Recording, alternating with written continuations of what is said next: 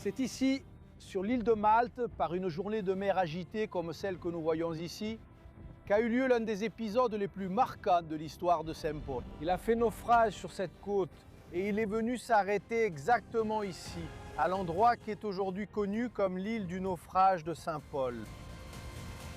Une tempête qui a duré plusieurs jours a interrompu le voyage exactement ici, dans l'archipel de Malte. Et l'histoire du christianisme a changé à jamais. Le voyage de Paul, le naufrage et le temps qu'il a passé ici à Malte, tels qu'ils sont racontés dans les Actes des Apôtres, ils montrent clairement l'impact profond que l'ancien persécuteur des chrétiens, devenu l'un des plus grands responsables de la propagation du christianisme, a laissé à Malte. Où Paul a-t-il bien pu s'asseoir, prisonnier, avec plusieurs autres personnes qui ont fait naufrage avec lui. Ils allument un feu ici au milieu de l'île et soudain, il se produit un épisode marquant qui sera fondamental pour la propagation du christianisme dans le monde.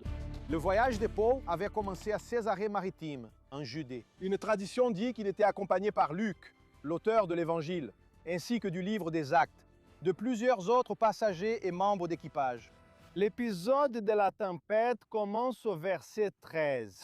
Quand une brise du sud s'est mise à souffler, ils ont pensé pouvoir exécuter ce plan. Ils ont levé l'ancre et ont longé la côte de la Crète de plus près. Peu de temps après, un vent violent appelé Eurachylon, le vent du nord-est, s'est levé du côté de l'île. Incapable de résister au vent, le navire a été violemment emporté et nous avons dérivé. Nous étions restés longtemps sans rien manger. Alors Paul s'éleva au milieu d'eux et dit : « Mes amis, si vous m'aviez écouté, si vous n'étiez pas partis de Crète, nous aurions évité ce danger et ces pertes. Malgré cela, je vous conseille d'avoir du courage, car aucun de vous ne mourra. Vous ne perdrez que le navire. » Cette nuit, un ange de Dieu auquel j'appartiens et que je sers m'est apparu. L'ange m'a dit : « N'aie pas peur, Paul. Tu dois comparaître devant César. Dieu t'a accordé la vie de tous tes compagnons de voyage. Donc, courage, messieurs. » Alors, suivant le conseil de Paul, l'équipage aperçut enfin la terre. C'est par ici qu'il serait arrivé si les calculs actuels sont corrects.